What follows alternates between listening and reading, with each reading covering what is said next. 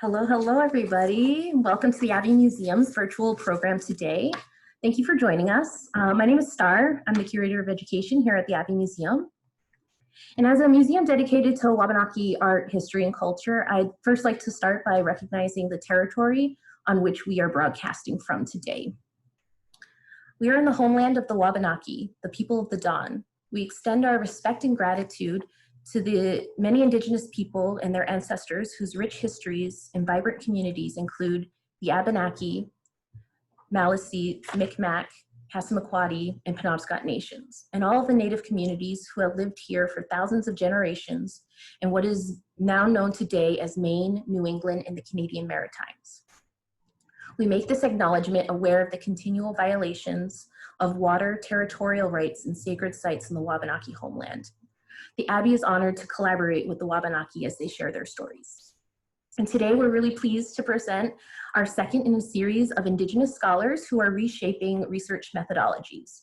As some of you might know, the Abbe Museum has been working within a decolonizing framework for several years, and we strive to center Wabanaki perspectives and voice in all of our educational programming.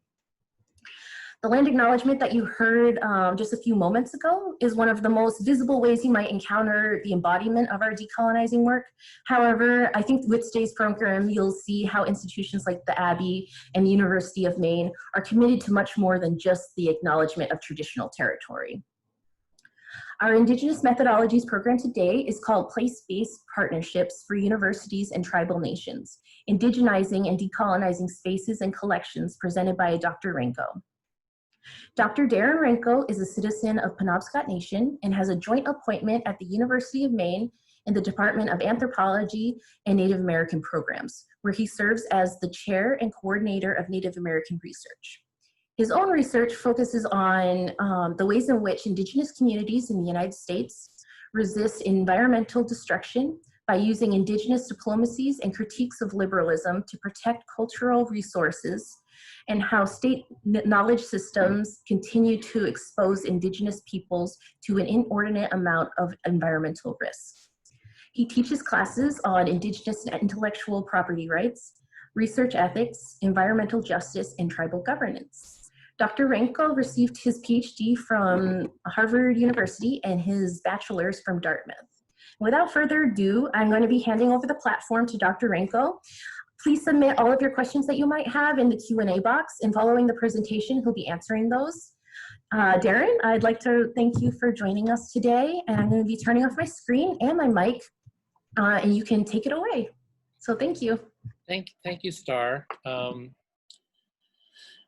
Really excited to be joining you all virtually for this discussion. I'm not actually here on campus, but you can see my background, one of our signs, and sort of the place that I'll be talking about. Yeah, and if you bear with me, this work reflects a lot of work that it's not mine alone. And I owe so much to the people that have kind of gone before me and have paved ways for this work, especially my ancestors, but all the other Indigenous and allies who work on decolonization work, not just at my institution, but at the Abbe and elsewhere. And it looks like we have around 40 people, so 40 of my closest friends would be great to share with you. I do have a slideshow, and hopefully I can get this to work in a way that is adequate for everyone to see. Let's see here.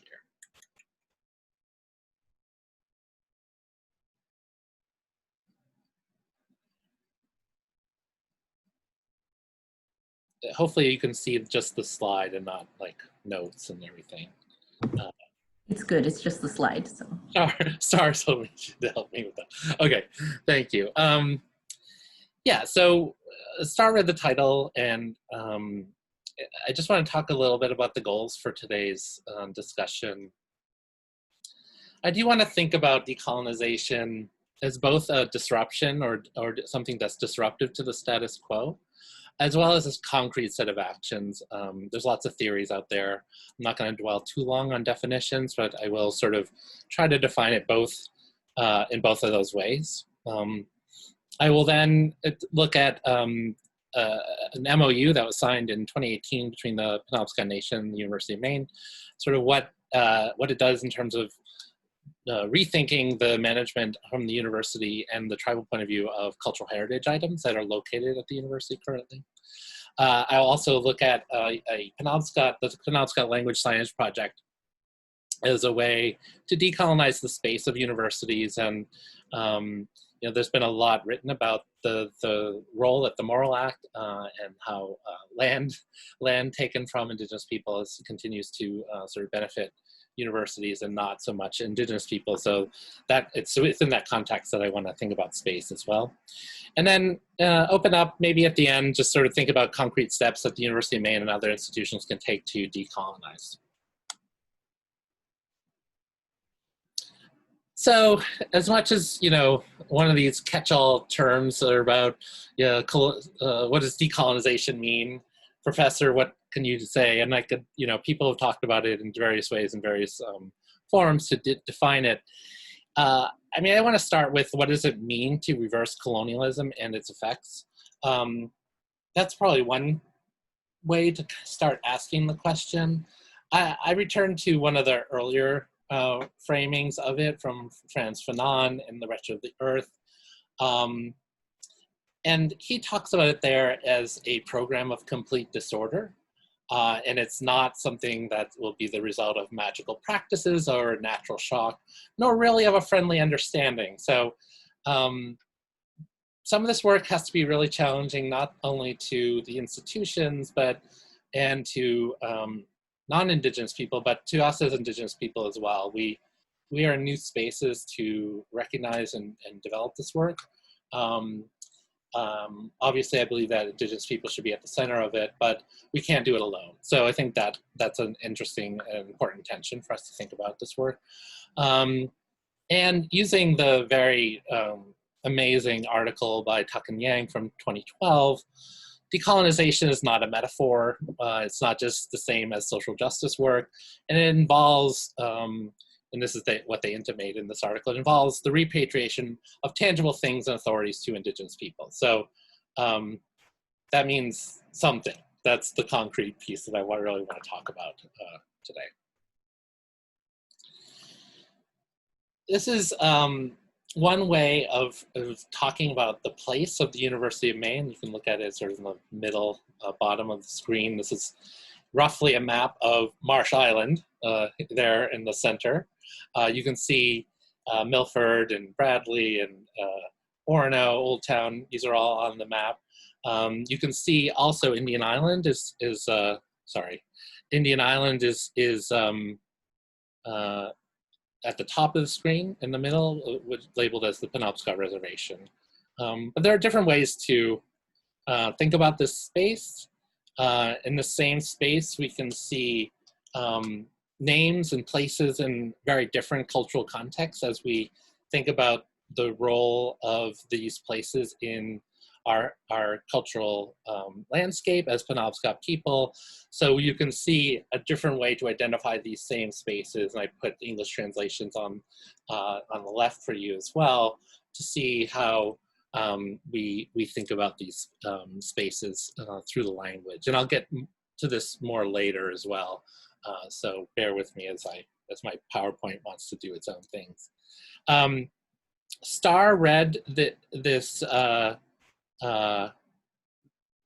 land acknowledgement from the Abbey. This is Abbey's land acknowledgement, and I think it's a very good one, and it was done in consultation with Wabanaki people, and it reflects this idea of ongoing violations of water territorial rights and sacred sites. I think that's a very important. You just can't say that it's something about the past. It's this ongoing set of relationships in place is an important part of it. And as you can see from our land acknowledgement at the University of Maine, we took or borrowed, in consulting a lot with some of the same people, a lot of the same language that the Abbey uses. We also, Marsh Island is squarely within Penobscot territory, but we also wanted to recognize the interrelationship in terms of kinship, alliance, and diplomacy with the other Wabanaki Tribal Nations. And to make sure that the university, as a sort of part of the state of Maine, recognizes the Penobscot Nation and the other Wabanaki Tribal Nations as distinct sovereign legal and political entities. As much as I like land acknowledgements, Starr references that, you know, words on a page isn't quite enough to think about to really decolonize. In response to that, and sometimes when I'm very suspicious, I write little things like this, like a parody land acknowledgement. Since we are so bad, this is, you could imagine maybe in a Gerald Visner novel or something, someone reading this. Since we are so bad at genocide, we will now offer these heartfelt words of acknowledgement and apology for our presence in your homeland. Yet we'll neither give the land back or do anything structural to change how we maintain our systems of colonial control over your lands, resources, and cultures. So I guess in the back of my mind, I'm always just worried that maybe that's the real script or something to these acknowledgements. Whereas I think maybe the acknowledgements can be a pathway to something more structural and more significant in terms of relationships and really decolonizing what you know, museums, archives, universities are doing as it relates to Indigenous people on Indigenous homelands. Just a little history of Indigenous people at the University of Maine. Obviously, Marsh Island, I'll get into a little bit more later, but obviously it's a piece of land in Penobscot territory, but we, since 1934, there have been scholarship programs. Started out as just for one male, one female member, both the Penobscot and Passamaquoddy tribes. This program was expanded in the early 1970s to more tribes and students under the leadership of Ted Mitchell, who's also Penobscot, and expanded again to all the University of Maine system campuses in the mid-1980s. The Wabanaki Center was created here at the University of Maine in the mid-90s, voted on in 1994 by the Board of Trustees, and opened in 1995. Native American Studies was founded by Dr. Maureen Smith in 1997 on the UMaine campus. Maureen is an Indigenous scholar, and there was a second faculty member in Native American Studies, Lisa Newman, hired in 2003. In 2004, there was a kind of separation between Native American Studies and the Wabanaki Center. Universities like to do this. They like to separate out sort of academic programs from student development support services, which Wabanaki Center does. Later on, I'll talk about, we thought it was better that they be together in our context for decolonization work.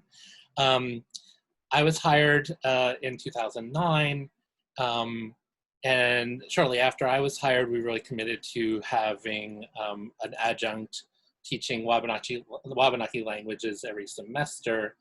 And then in 2015, the university hired Bonnie Newsom as a Penobscot archaeologist in anthropology, not directly associated with Native American Studies. And finally, we brought back together in 2016 in a single space all of Native American programs. And we have been ongoing work in terms of expanding and maintaining our scholarship programs. We did take a hit in 2012 with a reduction of our room and board resources for Indigenous students, and we're constantly looking to restore that. But we've also created other synergistic programs. Many of you have heard of our program, the Wabanaki Youth and Science Program. We also house the Wabanaki Leadership Institute with Sherry Mitchell, and we have an ongoing set of internships and service learning with Native communities in the state. So here in the main Indian Gallery in the Hudson Museum, this MOU was signed between Chief Francis and then President of the University of Maine, Susan Hunter. I love this picture. There's a lot going on to it, probably deconstructed a lot of ways. What is clear, though, is you don't sign an MOU merely as an aspirational thing. This was only possible with people's work that existed prior to even my coming back home and being at the University of Maine in 2009. it reflects a lot of work by a lot of people, both in the native communities in the state and at the university. And that we try to capture that. And this is language from the MOU that, the purpose of this MOU is to formalize the various informal sets of practices that have been collaboratively developed for the management of Penobscot cultural heritage over the last 10 years, at least. Actually, probably could have said 20 years. And the agreement indicates a commitment to extend and elaborate upon those for the mutual benefit of the Penobscot Nation and the University of Maine. Importantly, too, in this sort of front matter to this agreement, it's the very first time that I'm aware of where the University of Maine formally recognized the Penobscot Nation as a distinct sovereign legal and political entity with its own powers of self-governance and self-determination, and recognized its place on Marshall Island in Penobscot Nation traditional territory. So that form of recognition and agreement, really the first time in 2018, probably we could have had something more formal and engaged before then, but I think it shows a new form of recognition for the university. So we were very adamant that this kind of language be in this MOU. And the MOU is to clarify and think about the Penobscot Nation and University of Maine's expectations with 5 different areas. I am going to only concentrate on 2 of these for this talk, but the first one of these, and I'm not going to talk about this much, has to do with research, how research is reviewed in the context of the university, and potentially at the Penobscot Nation through institutional research boards. The second piece of the MOU is about the Hudson Museum and its collections. The third has to do with the Fogler Library, in particular special collections. And it's these number 2 and 3 that I'll focus on today. The fourth category was dealing with the University of Maine Press and sort of how publication would happen related to Penobscot cultural heritage material there. And lastly, but in some ways also very importantly, the cataloging and care of Penobscot collections in the anthropology department, which is very separate. It's archaeological collections that are not in the Hudson Museum and are actually now under the purview of Bonnie Newsom. But we wanted to encourage the university in particular to take care of and invest in a real set of care and cataloging with these collections that are in very much like other archaeological collections at universities are in various forms of kind of cataloging and information. We want to make sure that those are up to really high quality. So where does this work come from? And I mentioned it's, years and years of work. The just engagement and partnerships over the years, the hiring of Ted Mitchell by the University of Maine in the early 70s laid a real important framework. And people who knew Ted, he was a really powerful advocate for Indigenous education, not only in the sort of Penobscot Nation, University of Maine, Orono area, but across the state. And he really was a powerful force for a lot of Native students while they went to the University of Maine. The second kind of place this comes from is these broad institutional needs and priorities, understanding the problems and shortcomings in intellectual property and repatriation law, in terms of, thinking about it, on the one hand, what are the institutional and priorities of both the tribes and the university as it relates to these shortcomings. And that requires a real back and forth and other projects and other kinds of grants and relationships needed to happen before an MOU. And through those sort of, and there were mistakes and there were mess ups, I won't go into them, but that required both the university and the Penobscot Nation to think about clearly identified roles and responsibilities, and really just a commitment. And, I tend to think about this work as slow work. Maybe if you move too fast, you scare people a little bit. although I've been accused of moving too fast. So, I think the issue of this work happening in Maine is really about, on the one hand, institutional support, but also my actions and work is to really reflect what's happening in the Native communities. And in particular for this MOU, it was crafted in a really specific way to meet projects that are reflecting Penobscot Nation priorities. So I think that's a really important piece as well. Part of that is this broader context, and I mentioned, sort of Penobscot Nation needs, and I'll talk also a little bit about the Passamaquoddy tribe and a project related to this kind of work, is that really there is out in the ether a new model for managing collections, especially digital collections, and it's coming from Indigenous people.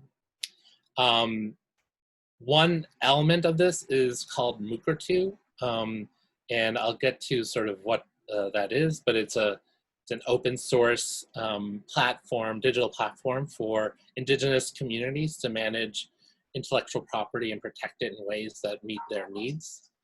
The MOU talks about this new model of collaboration, and it talks about integrating Penobscot voice and perspectives into university research processes and collections.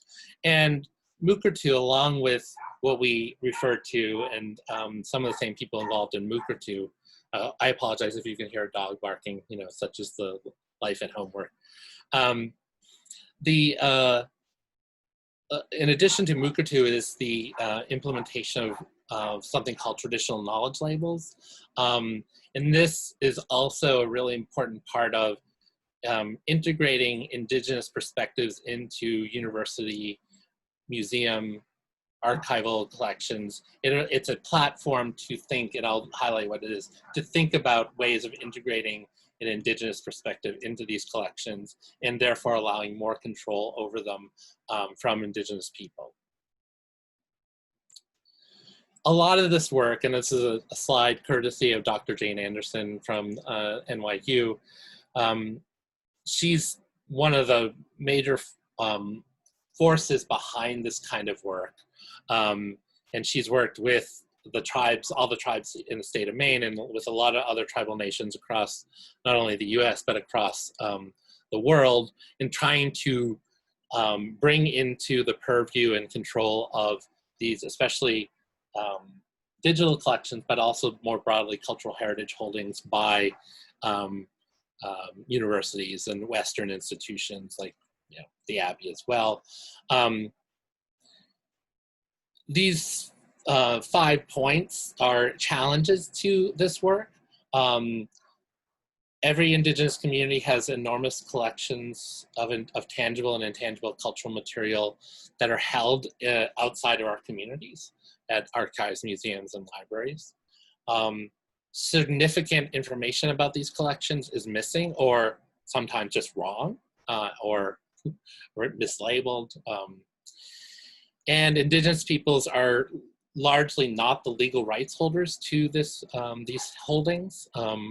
And we can talk probably for hours about why that is, but in particular, the issues around copyright and public domain basically have removed our sort of property, intellectual property, if it's even understood that way in Indigenous context, from us, and it's put into the holdings of other entities and not Indigenous ones. And then, so these issues of ownership continue into the digital lives of material, and it's with that interest in terms of the digitization that the combination of Mukurtu and traditional knowledge labels becomes very critical. So Mukurtu is this grassroots project. It's from the Aboriginal Waramungo community. I believe it means safekeeping place. And the idea behind it is to really have something digital, but able to be controlled and open source for Indigenous communities to control these cultural heritage items, especially as they obviously relate to the digital world. A lot of times, and I'll go into this, you know, the Mukurtu platform looks just like a website. So you can visit it. There's a sort of public facing part of this, but Mukurtu comes with it a whole host of other digital curation methods and possibilities, where there's behind a login space and through various means of even kind of Web 2.0 comments back and forth, Indigenous communities can engage cultural resources and rethink them in a safe space away from non-Indigenous people. So I think that's a really important part of it. You might encounter different tribal or Indigenous nations websites that are built through Mukurtu, but you're only getting one part of it. There's another side to it. Again, it's open source and it's been used by Indigenous peoples across the world to have a safe keeping place. Traditional knowledge labels are the other side of this. This is the space where it allows for, with digitization and with catalog management, both on the Indigenous side of this equation through Mukurtu sites, but also through Western and colonial institutions like universities, museums, libraries, archives. It allows for a space of reimagining these collections and actually literally labeling them through Indigenous means and with Indigenous knowledge at its core. The sort of, there are, I forget how many traditional knowledge labels there are. I believe there's around 30 or 32 now. One of the ones that started this discussion has to do with attribution. So you can imagine, you know, especially because of copyright and other histories of intellectual property, where, you know, the anthropologist becomes the holder and the recognized authority of something. Attribution, this label allows Indigenous people to give a fuller, deeper attribution to whose knowledge is this. I always think about the book Penobscot Man as a Penobscot person, and we know, you know, there were 3 or 4 key informants that Frank Speck used. An attribution label would be a way for us to identify, you know, people like Newell Lyon, who is a key informant to Frank Speck. So it again re-indigenizes the experiences and people and places that reflect us and not the expert, outsider expert notion.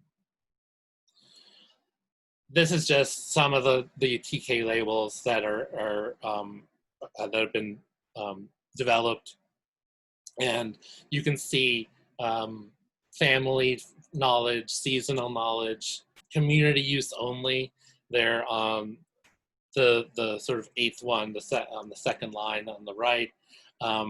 You know, some of these are really identifying kinds of knowledge and information in potential library and museum holdings that would really limit the circulation. This is one of the powerful pieces of these labels. If implemented through these agreements, can really give a certain kind of limited control to Indigenous people. Eventually, deaccessioning is a possibility, but even even more importantly, allowing Indigenous people a way to limit knowledge that should be protected from circulating outside of institutions that currently hold them. You can see also, you know, one of the ones seasonal, like, you know, in our traditions, there are certain stories and storytelling traditions that it should only be told, especially in the winter. So you can attribute that to certain kinds of pieces of information, archives, etc., stories that are being held in places like our special collections at the University of Maine. And this work has already been done, and I believe the Abbe has highlighted this work in the context of the Library of Congress and the Passamaquoddy tribe. There was this amazing work that has been done over the last several years which was started out as the Library of Congress and other entities looking at the Fuchs wax cylinder recordings, which were some of the very first recordings of Indigenous people from 1890 using a wax cylinder. Here you see a picture of this occurrence. And as the Library of Congress has been cleaning up these very early wax cylinder recordings, they and the Passamaquoddy tribe and the people like Kim Kristen and Jane Anderson and others who are involved in doing this sort of work to bring together Indigenous people and collections management really started to find a way to make this digitization project bring together the collection and repatriate these songs to a certain extent into the Passamaquoddy community. And there are a number of people there that have been working to repatriate and sing these songs, some of them that hadn't been sung in a very long time, and bring these back to the community. While at the same time, and this is from the Library of Congress, this is in the catalog of, through their control, catalog control number for this collection, you have this rights advisory, which has these traditional knowledge labels for attribution, outreach, non-commercial. It incorporates Passamaquoddy notions of these different concepts, and as well as it also has some of these recordings are not even available to see through the Library of Congress control because they are deemed to be sacred or non-circulating, too important from a Passamaquoddy perspective to actually even be online. But they are digitally in the community and being curated and managed by the community. And here is Passamaquoddy Tribe's Mukurtu site, and you can see that the focus on these songs right at the front here. And I encourage you to visit this site. It's really well done. But there's also, if you don't have a login, if you're not Passamaquoddy, you only see this sort of front-facing part of it. And I think that, again, that giving more control to Indigenous people is a really critical part of this kind of decolonizing work. Just FYI, we have begun a Penobscot Mukurtu site. We also have a couple of grants in the works to make this more engaged and live, but there's an ongoing set of work through the Penobscot Nation Cultural and Historic Preservation Department, James Francis, who's the director there, to do this kind of work and already engaged in University of Maine collections, as you can see from the MOU. So just now that we did this little tour of like what is at stake in terms of these digital, especially the digital heritage items, but also more broadly, how are we identifying these? How is decolonizing work in the university allowing for the possibility of more Indigenous control? So again, focusing just on the Hudson and the library special collections, the IRB and research piece is a really important part of that. The Penobscot Nation, and I'm part of some of the committees that are working on this, has been in discussions in terms of developing our own IRB. But until we do that, part of this MOU was to use the University of Maine IRB to help establish ours and also make that work more possible and create arrangements that even without our own IRB, there would be protocols that the University of Maine would require when it involves Penobscot cultural heritage material. The Hudson Museum, also very importantly, part of this work, and if anyone's done any work with the Hudson Museum, you know that it has a really strong history of working collaboratively with an Indian Basket Makers Alliance and other Indigenous entities in the state, and has developed actually a very careful set of protocols that, and when we were thinking that, and Gretchen Faulkner is the director there, and she's just been a real, for 25, 30 years, been a real force for protecting these collections in conjunction, in collaboration with Wabanaki people in particular. But she, you know, with the Hudson, we wanted to have a permanent Wabanaki seat on the Hudson's board of directors. There's actually now 2, I believe. And also there you see in the third paragraph, this collaboration around documentation, cataloging, and digital sharing, which would be part of this establishment of Penobscot TK labels at the Hudson Museum. Here in the Fogler Library Special Collections is where a lot of the action, I think, has been, we made a lot of progress in really developing this collaborative model of co-curation of these special collections, really developing guidelines for inclusive decision-making. We're actually finalizing a gift that actually impacts all the Wabanaki communities. That'll be given to the special collections from someone in California that we relied on and expanded upon these sort of models of co-curation, that the gift would be in consultation with the tribes and with other entities that have an interest in it. And really thinking about what this inclusive decision-making for permission over use and circulation of Penobscot and other Wabanaki cultural materials will look like. Again, implementing the Penobscot TK labels as a part of this work is, you know, one of the, you know, at some point in order to do that work, there needs to be some resources and some time, and we've already been really good at setting that aside. It takes a lot of time to have, we have a tribal review board doing the work of developing and identifying which TK labels to go on certain kind of collections. It just, it involves a real investigation and a lot of time to do that. I mentioned the anthropology department collections in terms of archaeological collections, and that work is ongoing. And we feel extremely lucky to have Bonnie Newsom, who was the former Tribal Historic Preservation Officer for Penobscot Nation, as the Northeastern archaeologist in the anthropology department, and she's a real force for Indigenous archaeology, not just regionally, but nationally and internationally.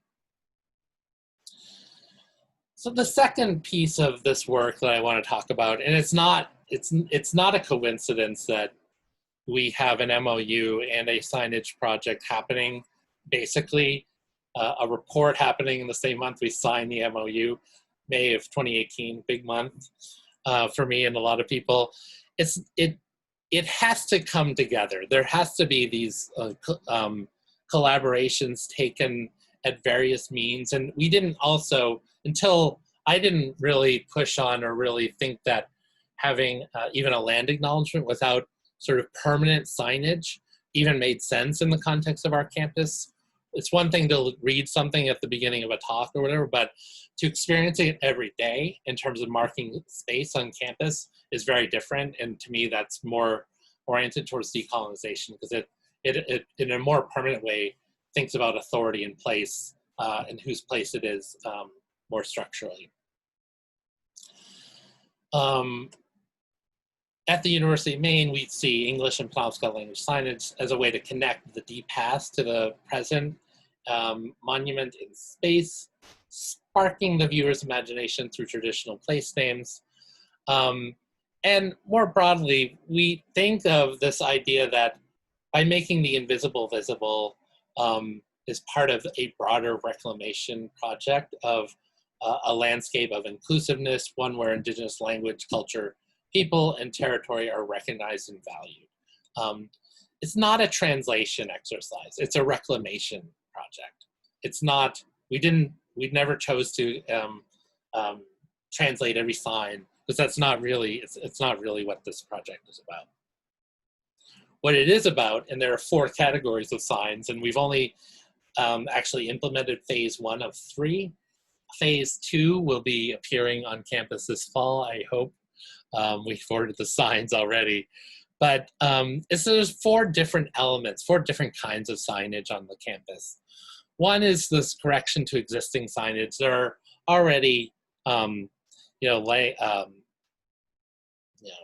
already Penobscot Hall or Androscoggin Hall or Aroostook Hall, right? These are already in the language, but they've all been anglicized. So we developed signs, and I'll show you some of them, that re-indigenize the language and spellings and meanings around those kinds of terms. So that's one category of sign. Another category is category 2, new signage at significant sites on campus. This is not only to identify places like the library or the union or things like that, but also new signage in places that there might not be signs already. And that connects with the notion of new signage that reorients the campus community in Penobscot space and time. For example, in phase 2, we have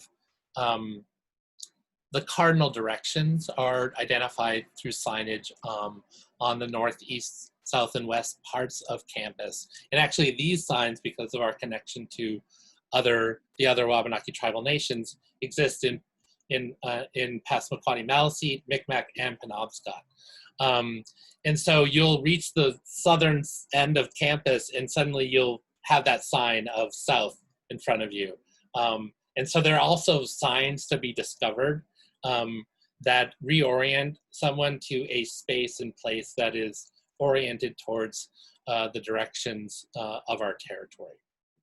And then lastly, new signage at the Wabanaki Center and Native American Programs, signs that sort of empower and Native people in sort of to self-identify in our host Indigenous language here in Penobscot territory. There was a committee that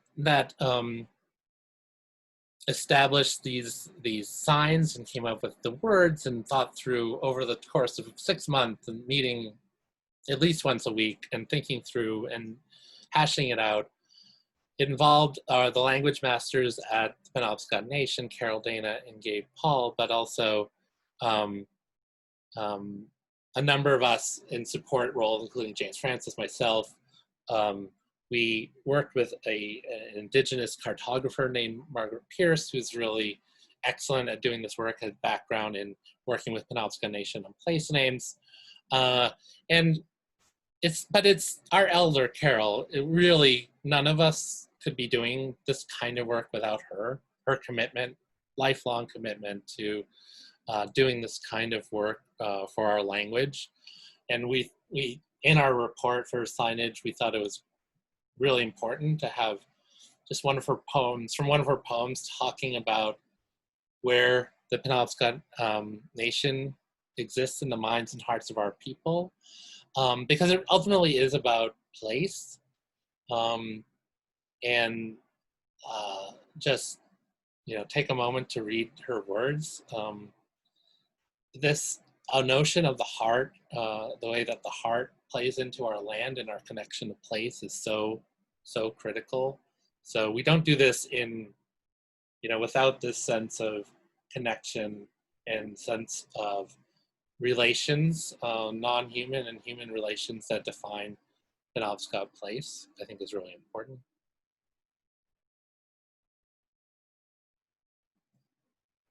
So you can see, these are just some of the signs. The library is the one I use behind me. Luckily, we do have this word for a kind of writing, a wikigani, and wigwam, just sort of the house of it. And you can see that in many of these different signage. For the Corbett Hall sign, because it's where we are housed, we wanted to just make that a recognition of you are in the Dawnland. So Wabanaki is this notion that we are in the Dawnland and we are the people of the Dawn. It's really important to our placement on campus. You can also see here a couple of signs in the Wabanaki Center, Native American Programs, as well as this sign that exists if you go inside the Collins Center for the Arts. Now this is one of the things, like, we spent a lot of time, and I'm sure it was Gabe who came up with, sort of, what is a museum in the language? What would that even mean to us? And I think, thinking that through, because it's not really a translation, is, what's in museums, sort of old things that our ancestors made. So it's to go and kind of be reminded. So that notion of the museum as a place to go to be reminded of things, I think is awesome. I'd never seen that before. And you can see sort of these other signs in the center as well.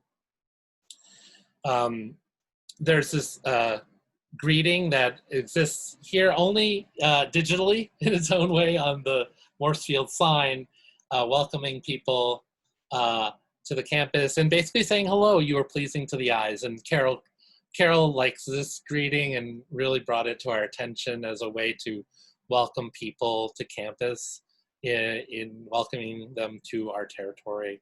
And it's a really powerful way. And yeah, I mean, I think I'm pretty sure this notion of a welcome goes back to our sort of traditions of diplomacy and seeing someone again and really being as welcoming as possible.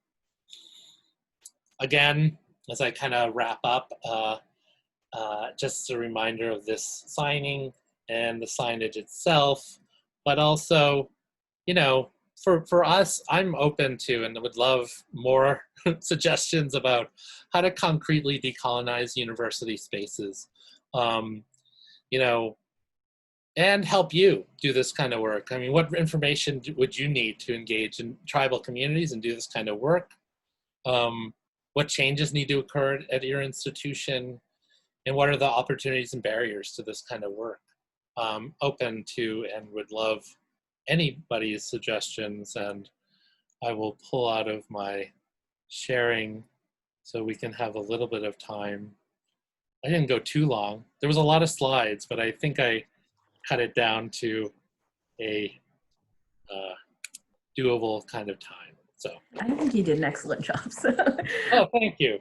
Timing was great. And it gives us a little bit more extra time to speak with the audience. And so if anybody does have questions, we have several that were submitted. You can type it into the Q&A box, and I can read it to Dr. Ranco, and we can get some conversation going. We do have it's more of a comment first from one of the attendees. She says, I am learning so much about the definitions of these terms like decolonizing, reclamation. I think I will think about them in a new way moving forward. Thank you. So I just wanted to give that a special shout out. And then we have another one. This one actually is looking more at the relationship that is developing with Fulger Library. Has the guidelines for inclusive decision-making for usage permission, have those begun? Has that process begun yet? Yeah, just in its infant stages. One of the, just in a couple of areas. So the ongoing work that is happening with the collections that are already housed at, say, the library, there's already a back and forth around which parts of the collections, and there's some language material that the tribe would prefer to be non-circulating. And so even outside of the context of there being an official label of non-circulating or sacred or whatever, the library is already kind of adhering to that. There are plans. We've applied for a couple of grants, and the Abbe, I know, is always applying for grants as well, to really boost this work in the context of special collections in the Hudson. We've also been working with, I mentioned this donation that was about to happen to special collections, which will be a bunch of 20th century resources, 20th century history resources leading up to land claims that don't exist anywhere, as far as I can tell, but was just in this person's collection. And we've already consulted with all the tribes, and they all know what's in this material before it's even been donated. And we have a sense of what people are interested in, including, and I see someone talking about Donald Saktoma. He's already looked at these resources, and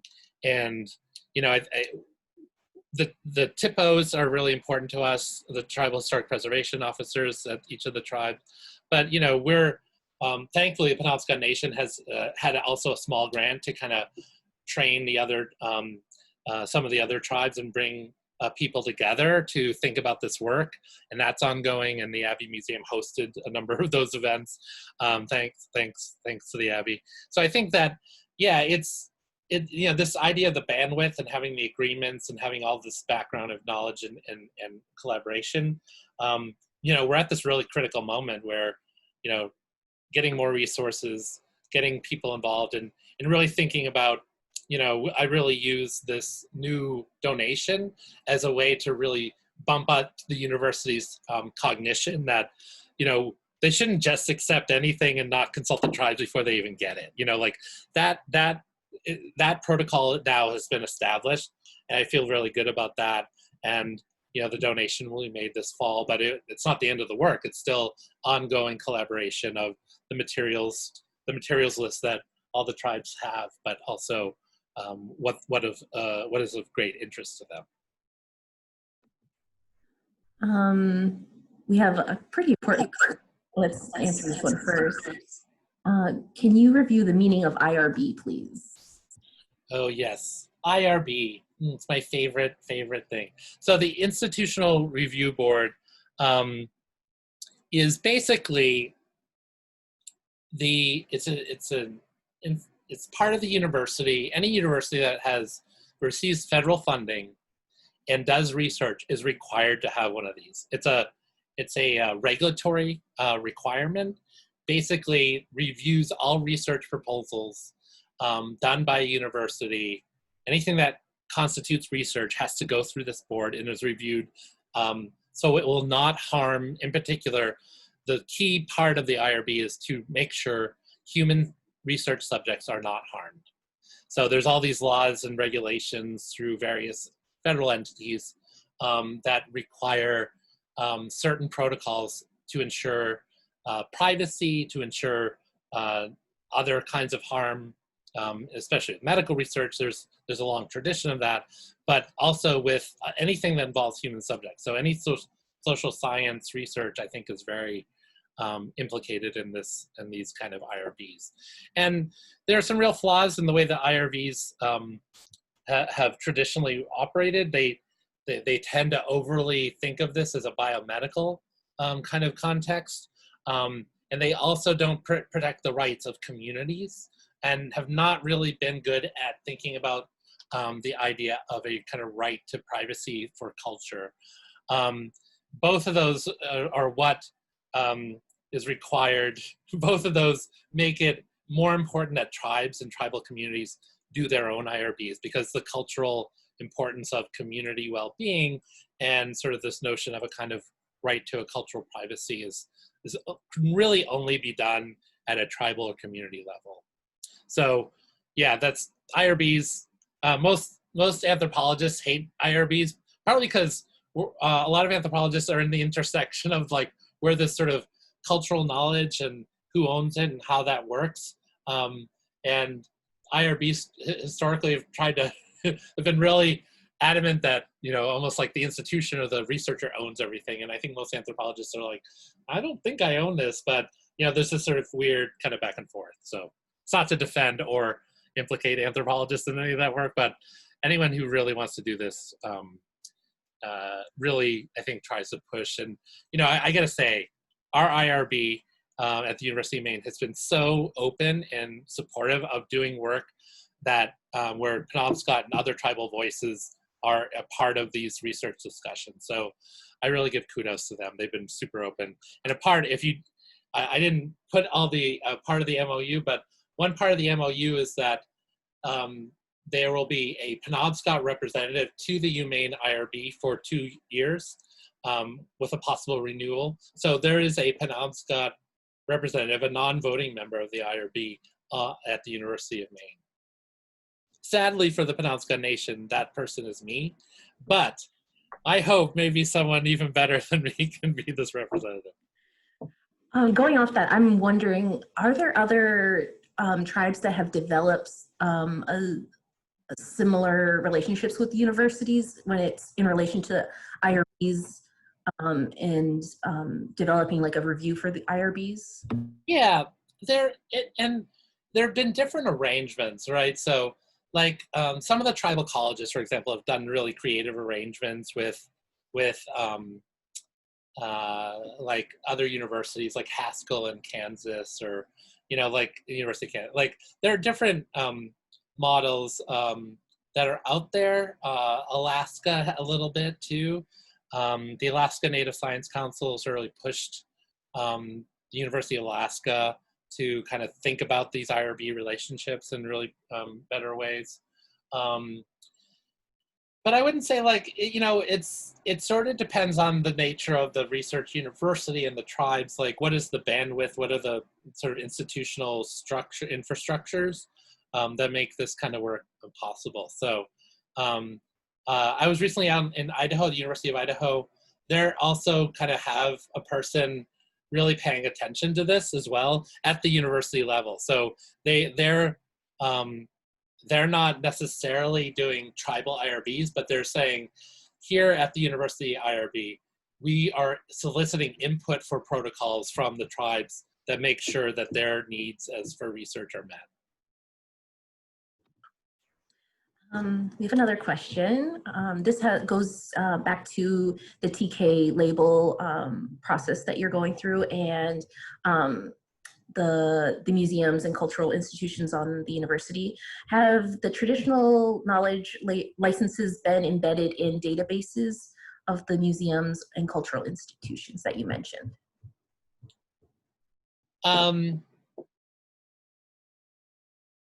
Well, the Library of Congress has embedded them. You saw the little page for that.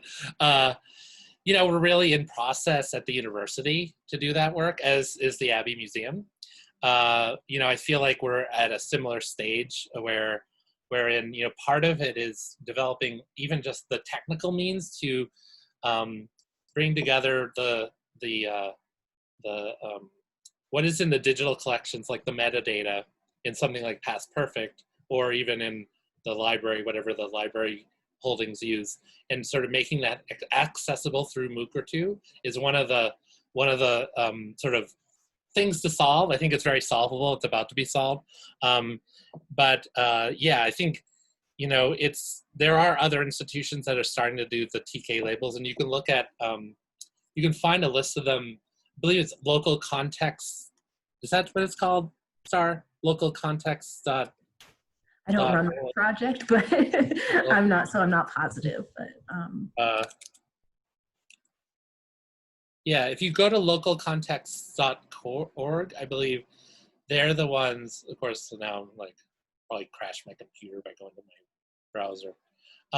But yeah, you can see that's it. The localcontext.org, and the people who do that, again, Jane Anderson, Kim Kristen, James Francis, of course, and others that are involved in this work. You can see a list of sort of where these are being incorporated. But yeah, we're at, you know, it's kind of like a cutting edge space to really start to incorporate them. But we're hoping in the next, because we have this agreement, because we have this background of the work, this will be done in the next few years. Okay, here's another question. UMaine is a land grant university. Is it a model for other, could this model be used for other land grant universities, in your opinion? Yeah, no, I mean, we try to be responsive to other models, and, you know, thinking through, there are places that we draw inspiration from as well. But I would like to think we're a model. We approach this really mindfully, and you know, that guy who asked that question, your director there, he is really, I mean, I think we're all at a really good place in Maine to do this work. We have really committed people doing this work who really are really talented and has spent years doing it. You know, I think it's just doesn't happen overnight.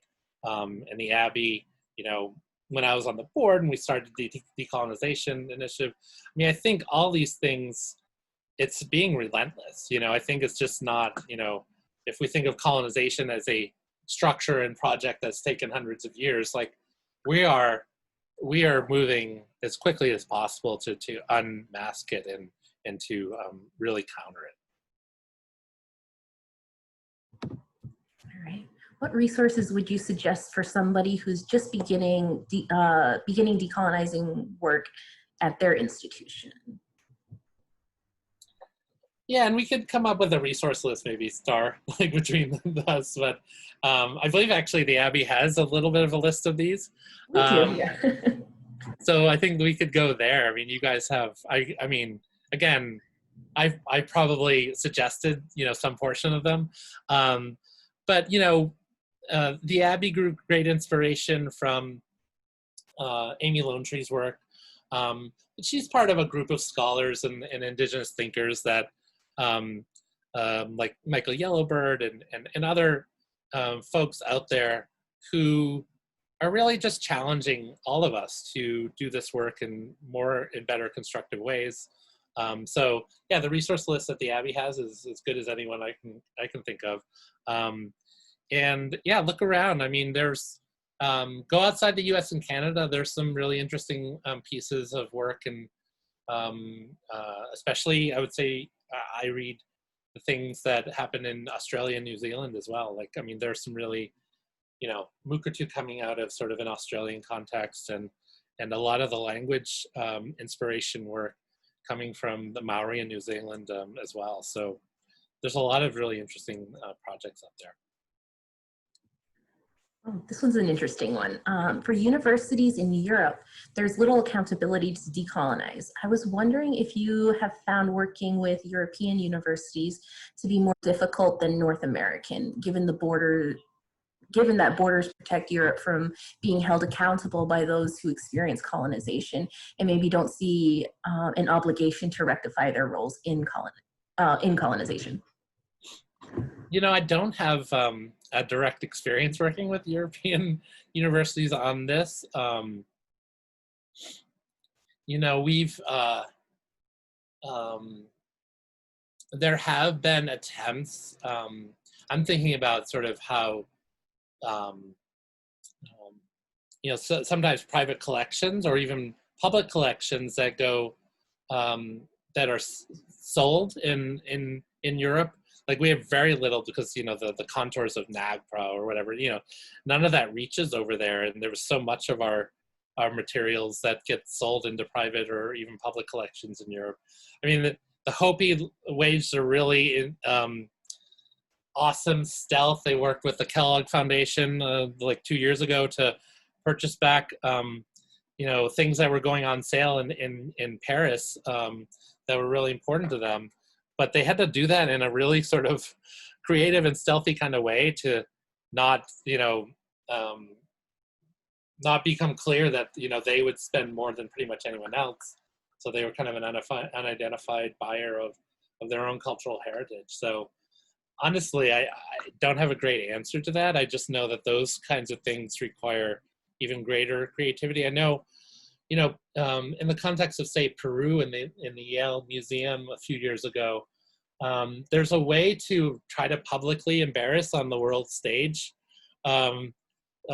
institutions like Yale and perhaps places in Europe where you say, you know, these things have to come home. It's ambiguous or not so great. European institutions have already had to deal with this through collections from the Holocaust. So I think there are sort of mechanisms in place that we could really push as well. So I think it's probably not so much a legal, but a kind of public shame campaign that could be done with some of the institutions. I mean, I always think about the British Museum. I mean, who doesn't? Like, what, think about all the stuff that's in there. They don't seem to be all that interested, although I hear rumblings that they're trying to rethink their relationship to their source material and they're the descendants of people that they got their stuff from. Let's see. In terms of land acknowledgement and the signage project, did you experience any tension between various tribal entities, whether federally recognized or not?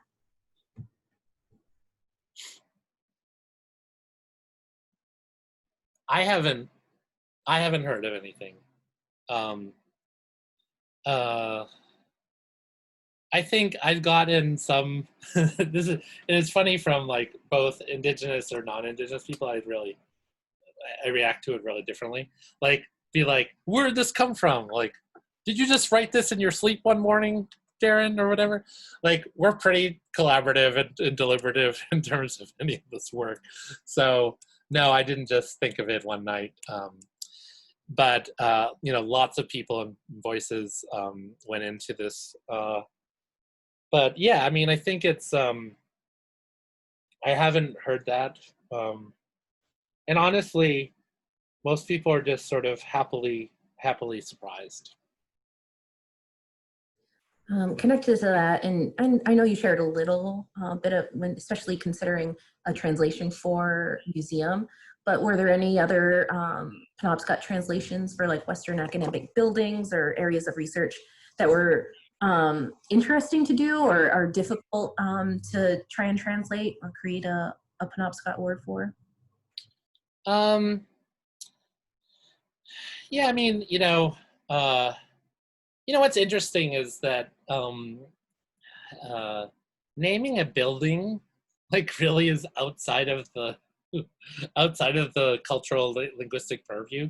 So all of these were very like kinds of thought pieces. The health center, and I don't know if I didn't put the sign on the health center. The word combination we came up with means get your health together. So that one was tricky, you know, is like, what do we call that place?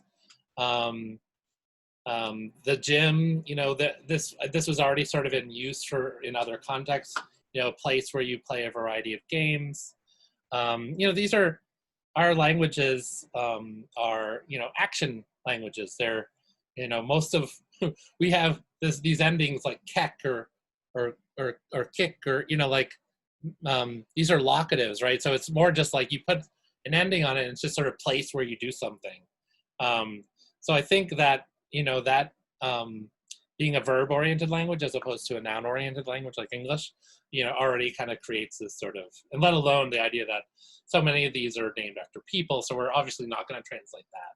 So it's really about activity. So hopefully that is an understanding people take away from that. It's like, you know, we, yeah, anyway, hopefully that cultural difference is captured. Beyond the changes you discussed, have you ever thought of how to extend decolonizing efforts into other departments? I am an anthropology TA, and I always feel like I reach the students in my department well, but wonder how to get a hold of, say, the physics students who don't think it necessarily applies to them or their areas of study. Yeah, I mean, I think because these are campus-wide projects, you know, ultimately we don't sit just in a department, and we're trying to make institutional impacts. I'm not saying I'm not saying a physics student is necessarily, you know, going to get the full kind of force of decolonizing work. That's kind of the point. That's why we need to make these things structural, permanent, recognizable to all students and all faculty. And I feel like I'm just scratching the surface. You know, I think those of us who are engaged in this work are just, you know, just scratching the surface. And so I'm always looking for ways, you know, we do things like, we have engaged through a couple of our programs, you know, many life sciences departments, incorporating Indigenous science into the teaching of different STEM fields.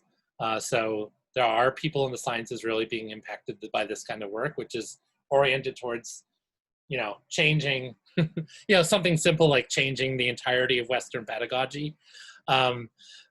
Obviously, that's done in these little fits and spurts, but that's to expand this work across the university. We're very interested. We've had a student, and we've had some interest in working, say, with our the Amera Astronomy Center. Doing star work, star stories. Through those places. So we are always looking for this broader kind of connection for this work in a way that really reorients the set of knowledges at the university.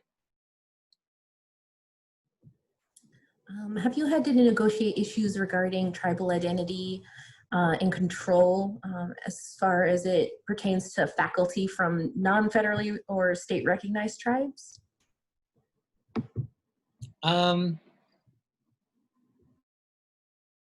No, I don't. I mean, I know that's out there. I think there are two factors that make us. I've been in other institutions where that can be an issue. I think because we're so close to a tribe, a very clear Native community, and that is federally recognized, that we don't get those things. And it's also sort of how we manage, say, our tuition waiver program as well. It's a program that requires sort of an evidence of tribal identity that we don't. I mean, I worry all the time that we are being an overly Penobscot oriented space. I think it's a really important notion that we have other Wabanaki people on our faculty that we don't yet. And that's going to be a critical next step for us. I think having Wabanaki faculty at the other University of Maine system campuses also, the ones, if you think about Machias, Passamaquoddy, Presque Isle, Fort Ken, Malice, Micmac, I think these are all spaces that I think should all be purposely done. And we're hoping the signage project, actually, I've talked to a couple of the campuses where it focuses on the other languages because it's in their territory. And I think, just that's a no-brainer. I think that's where we need to push that. Oh, this is a pretty interesting one. If the colonial project is ongoing, then why might state institutions be enabling or collaborating in decolonial acts and disruptions to colonial order of things now? So this kind of idea, I'm sure you can read it on your screen too, but of these state institutions actually kind of collaborating. Yeah, I think most people,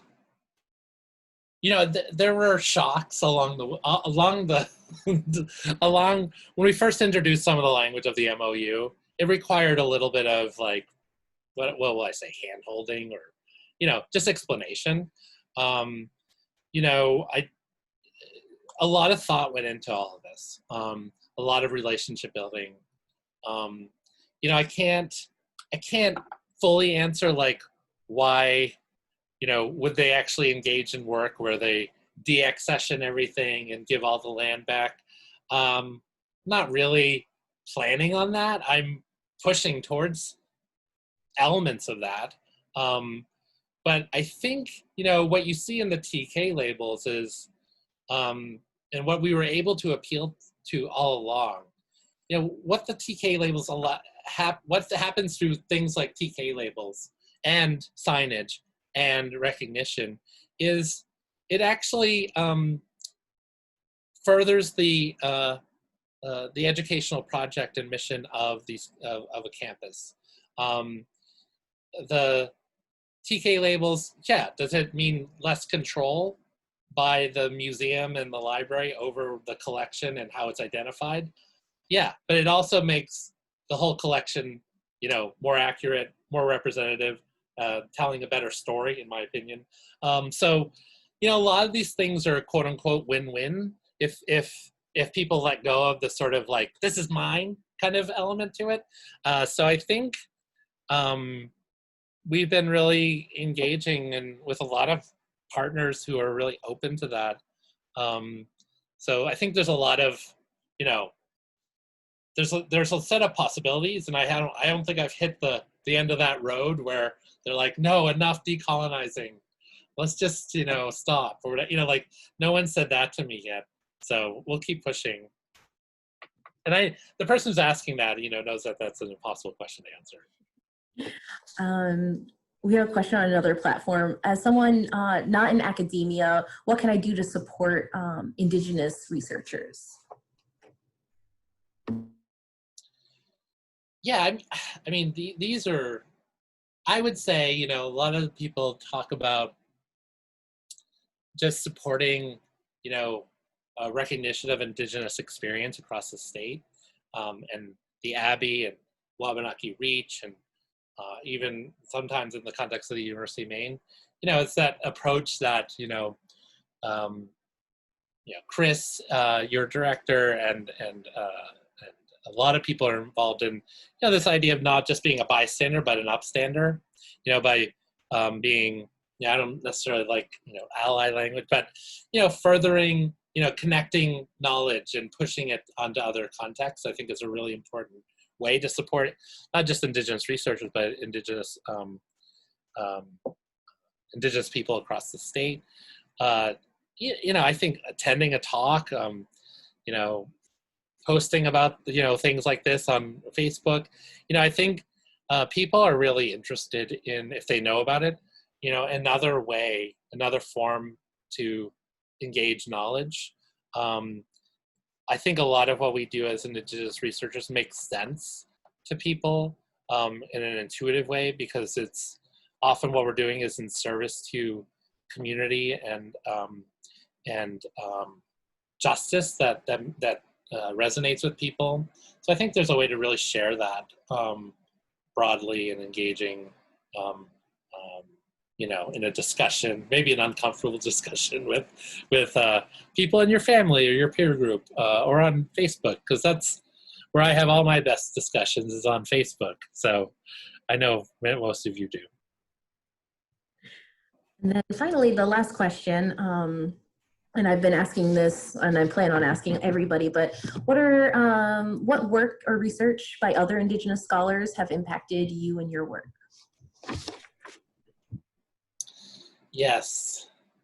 Well, I mean, I have been inspired, like the Abbe, by Amy Lone Tree and you know, the whole host of scholars involved in, I mentioned Michael Yellowbird, Sherry Mitchell, who I think is familiar to a lot of your work.